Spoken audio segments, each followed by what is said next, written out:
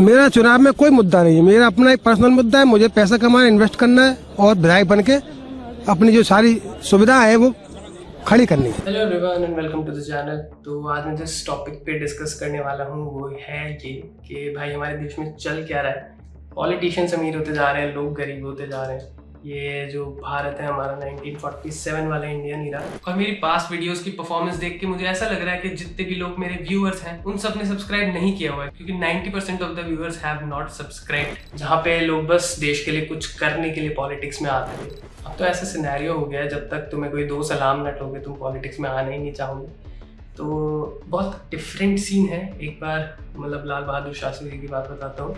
एक बार लाल बहादुर शास्त्री जी का बेटा उनकी गवर्नमेंट व्हीकल जो भी था वो ले गया था एंड उसका फाइन शास्त्री जी ने खुद भरा था। So you can imagine what type of India was at that time, जहाँ लोग बस देश को आगे बढ़ाने के लिए पॉलिटिक्स में उतर रहे हैं। एट दिस पॉइंट पॉलिटिक्स को बिजनेस की तरह ट्रीट किया जाता है, बिजनेस की तरह कंसीडर किया जाता है। क्योंकि अगर तुम पार्टी में घुस रहे हो और तुम अगर पैसा नहीं प्रोवाइड कर रहे हो पार्टी को, then you are not useful to them until and unless तुम बहुत फेमस हो या तुम बहुत ज़्यादा पैसा नहीं प्रोवाइड कर रहे हो उनके फंड्स के लिए, you are not useful to them. और एक बार अगर तुम इतना पैसा प्रोवाइड कर रहे हो तो तुम्हारे एक्सपेक्टेशन बढ़ जाते हैं कि भाई कुछ रिटर्न में भी आना चाहिए। देन तुम करते हो करप्शन। तो ये एक बहुत विशियस साइकिल सा बन चुका है।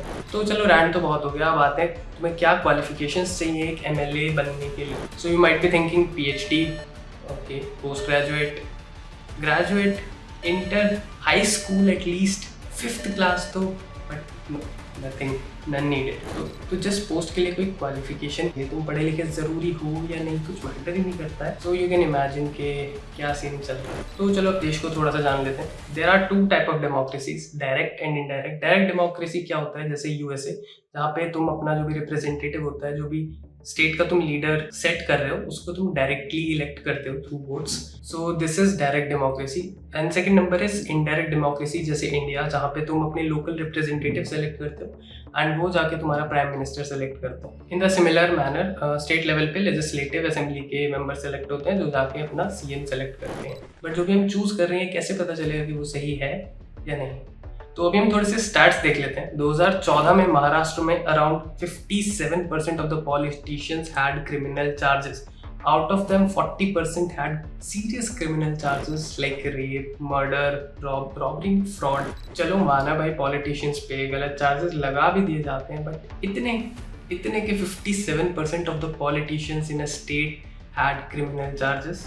और इतना ही नहीं, ये नंबर 2019 में 62% तक पहुंच गया। भाई प्राइवेट जॉब्स में रेड लाइट क्रॉस करने पे निकालने, भाई यहाँ इधर तो क्या ही चल रहा है। थोड़े और स्टैट्स सुनो। Around 90% of all the politicians are करोड़पति। भाई प्राइवेट जेट्स में करोड़ों के खर्चे होते हैं, कहाँ से आता है ये सब। अब तो ऐसा सीन हो गया कि जेन्युइन बंदा कोई आना भी चाहे, देश को बदलना भी चाहे, तो भी नहीं आ पाएगा, उसे पीछे धकेल दिया जाएगा। And you know by what means, ठीक है, सबको पता होता है क्या क्या हथकंडे होते हैं। तो ये सब तो हो गया करप्शन का। आप थोड़ा सा सैलरी सुन लेते हैं। सैलरी सुनोगे तो तुम्हारा माइंड ब्लो हो जाएगा। तो गवर्नमेंट जॉब्स में यूजुअली सैलरी 2 पार्ट में डिवाइडेड होता है, एक बेसिक और एक अलाउंसेस। और फन फैक्ट, अलाउंसेस बेसिक से ज़्यादा होते हैं और बहुत बार ये नंबर ट्वाइस भी होता है। और इसके साथ साथ एक MP को रेंट फ्री होम मिलता है, शॉफर ड्रिवन कार मिलती है, मेडिकल फैसिलिटीज़ मिलती है, 1 लाख तक का ट्रैवल फ्री मिलता है। और क्या चाहिए भाई तुम्हें लाइफ में। और ऊपर से अगर MP बने हुए तुम्हें 5 साल हो गए तो 20,000 का तुम्हें पेंशन भी मिलेगा life time.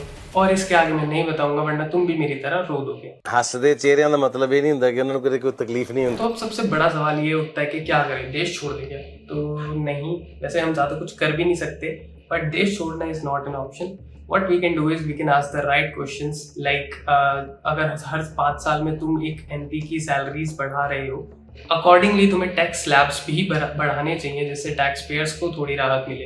And one more crucial thing, article 102 में मेंशंस है कि किन क्राइटेरिया पे एक MP को निकाला जा सकता है। सो उनमें कहीं भी क्रिमिनल चार्जेस मेंशन नहीं है। So that can also be. So yep, that's it for the video. And अगर वीडियो इन्फॉर्मेटिव लगी, अच्छी लगी, then please do like, subscribe the channel.